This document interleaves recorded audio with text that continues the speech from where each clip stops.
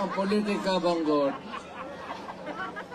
sa akong tanaw, panahon na yung mapahuway ko. Ang kadaot, pugos ko tungod sa karong pinaagi sa gobyerno. Alam mo, si Mr. Marcos is veering towards a dictatorship.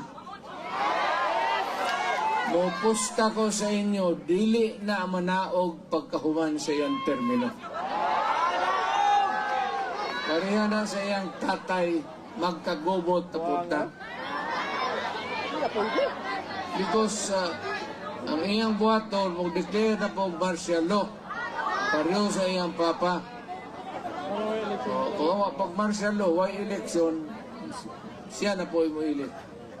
Iyang gamiton tong gibuhat sa iyang tatay. Hindi na po sagid ka kanaog. Maglisod na siya. Pero munang kamo makatilaw yun o gubot.